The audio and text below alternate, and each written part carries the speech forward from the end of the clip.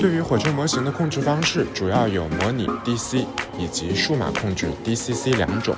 而通过数码控制，我们就可以精准地控制车辆的速度，根据车辆的行驶状态控制音效、细节部分的灯光，甚至是风机的转动。而这次在北京的利顺恒达火车模型俱乐部，就是南城先生的火车模型俱乐部，就通过 Cookpik 品牌的老师，了解到了客车车厢数码控制的功能。接下来就请随着 Cookpik 品牌创始人大俊老师了解更多。这里是魔力松子火车模型频道。好，大家好，我是 Cookpik 的大俊啊。今天抽出时间来到南城先生的俱乐部来跑车啊，非常高兴与大家认识。我呢，从19年呢开始从事生产火车模型这个行业，到今年呢已经是第6个年头。一会儿呢给大家来介绍一下我们的最新的产品的这个介绍。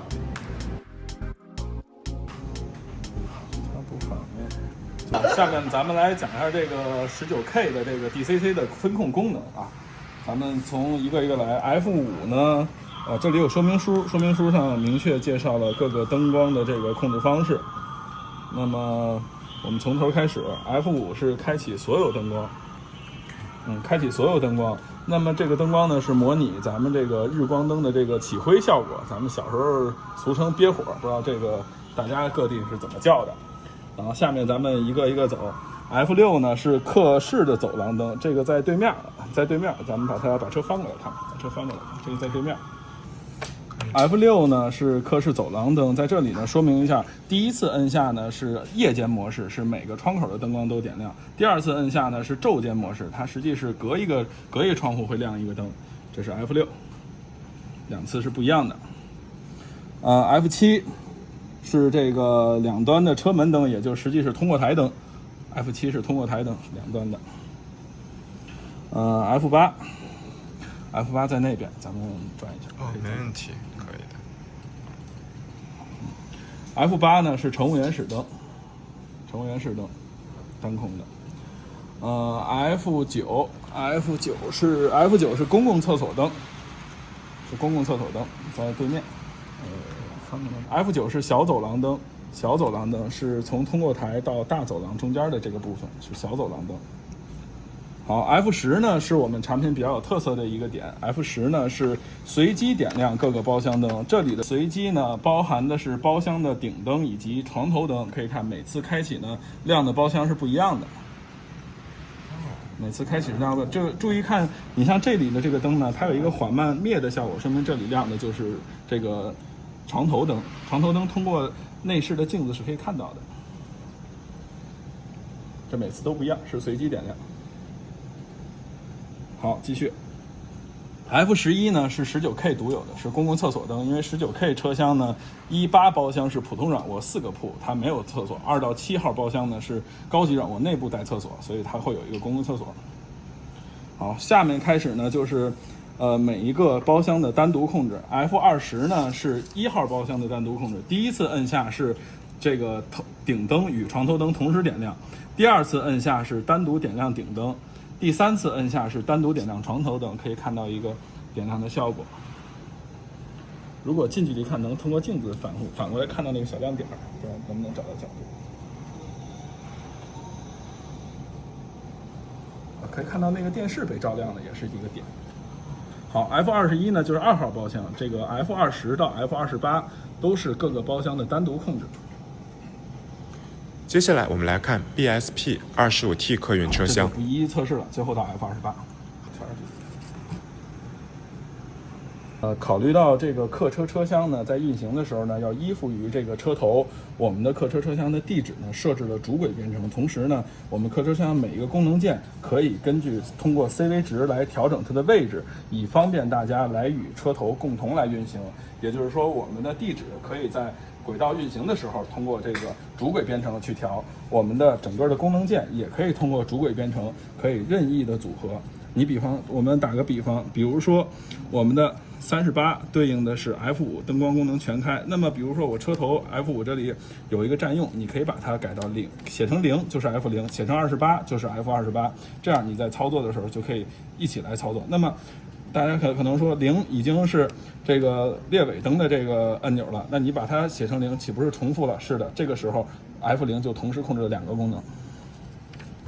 那么 BSP 呢也是有 DCC 功能的 ，F0呢是这个列尾灯的点亮。这里需要说明一下，我们模型呢是无法做到像真车一样，这个车子在尾部的时候呢悬挂列尾灯，而不在尾部时候摘掉列尾灯。我们怎么做呢？我们是通过切换方向，当这个车切换运行方向的时候，列尾灯采取点亮和熄灭的方式。同时，通过 CV 值控制可以控制列尾灯点亮的方式，像我现在已经改成了直接点亮，我们默认是渐变点亮。好，这是关于列尾灯。F5与19K 相同，是全部点亮全部灯光，同样的采用了这个日光灯的起灰效果。当然，大家可以通过 CV 值的变化，把这个灯变成渐变点亮和直接点亮。好，F6在内一侧。F6呢与19K 一样，是这个客室走廊灯。同样的，第一次摁下是夜间模式，所有窗户灯点亮；第二次呢是昼间模式，隔一个点亮。它2次的模式不一样，可以看到2次，一个暗一点，一个亮一点。亮一点是因为所有灯光都点亮了，这是客室走廊灯。2次摁下是不一样的，这是全部点亮，这是间隔点亮。这样，我可以给你拿起来看一眼，可以看到这是全部点亮，这是全部点亮，看到了。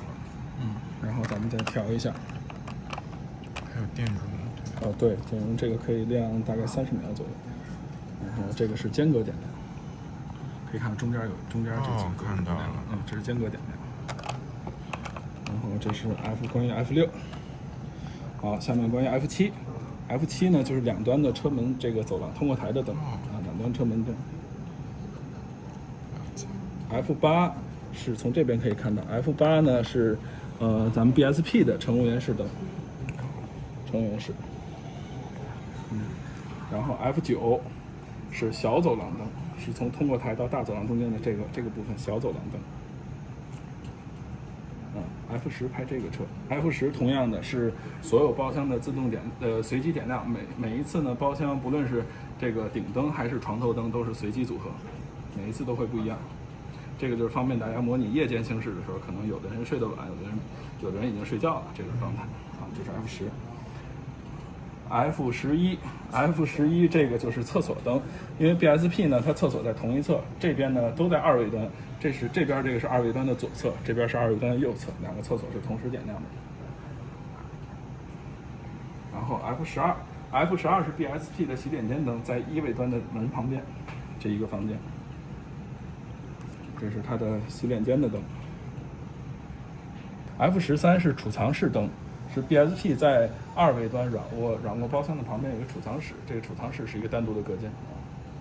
好，下面从 F20开始是每一个这个包厢的独立控制F20呢是1号包厢的头灯和第一下摁下是头灯和床头灯同时点亮，第2次摁下是头灯点亮，第3次摁下是那个阅读灯单独点亮。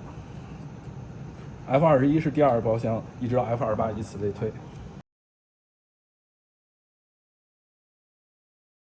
空调发电车呢，因为一般都是挂在尾部，所以我们也设置了列尾灯。那么列尾灯呢，与这个之前的是一样的，是通过方向的可以控制它的亮和灭。那么当然这个方向呢，可以通过 CV 值中的 CV29中的 β0位来控制它的方向是否取反，这是可以操作的。然后 F1呢是柴油发电机启动 ，F2呢是高功率送电。那么大家可以注意看一下，在散热间上部呢有这个散热片。那么我们发电车的内部呢是有一个模拟发电车柴油机温度的一个算法。那么当它热量产生较高的时候，我们将会启动这个散热的风机，可以听到声音与这个结构的配合，让它稍微产生一会儿热量。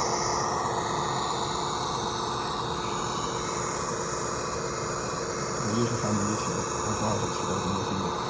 好，可以听到这个风机有了启动的声音。灯光呢与 19K 和 BSP 一样，都是采用的是日光灯起灰效果。F5呢是所有灯光点亮。好 ，F5是点亮所有灯光。F6呢是点亮走廊灯，这里的走廊呢包括1位端的通过台与2位端的这个小走廊是一起的。F7是冷却间灯，单独开启冷却间灯。F8是单独开启机械间灯，也就是发动机舱。F9呢是单独开启操作键灯，稍等我转一下。操作键灯呢是乘务员这个控制发电机的这个位置。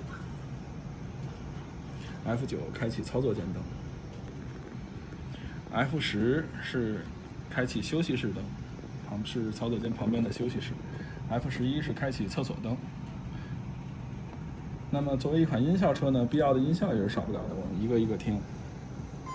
F12呢是一个门铃的声音，这个门铃的按钮呢会在空调发电车的2个风挡的部位和车门部位，目的是呢当有人上车敲门的时候，担心乘务员听不到，所以呢会有这样一个门铃的一个操作。这是门铃的声音。F13呢是发电车内部的一个电铃，当这个发电机出现警报警的时候就会响起。F14是一个火灾报警器的启动声音，当空调发电车首次上电的时候会出现这个声音。这个都是在真正的火车里面实际录制得到的。F15呢是悬挂大线与拆解大线的声音，这里动的是2端的这个大线插座，这里实际动的是2端的大线插座。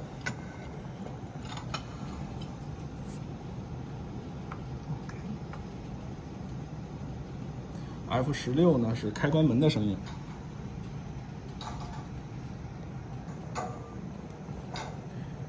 F17呢是车钩的这个连挂和解挂，这是提起钩体杆，这是撞上钩舌。F18呢是缓解和制动，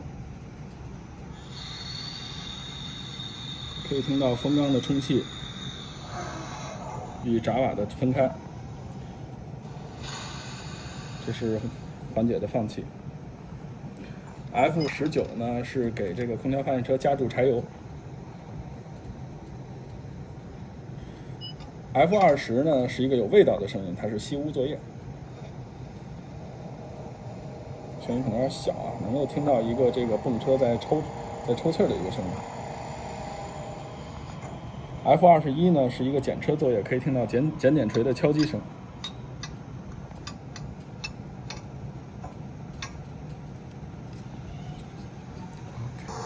好，那么空调发电车呢，在冷却机组上面呢有一个散热的风机，那么它呢可以是通过这个风机的启动呢来降低温度。我们空调发电车内部呢是有一个热量算法的，这个风机的启动与停止全都是自动的。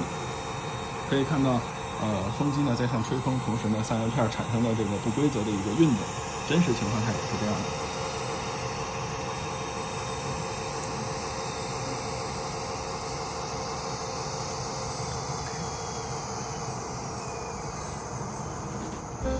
这就是来自 Cookpik 不同的客运车厢 DCC 数码控制的功能。大家如果有兴趣，还可以去南城先生的俱乐部看看实车。在交流的过程当中，可以深深地感受到大俊老师对于铁道文化和电子控制方面有非常多的热情和钻研精神。我也相信 DCC 数码控制为火车模型提供了更多的玩法和乐趣，通过小小的火车模型解锁大大的梦想。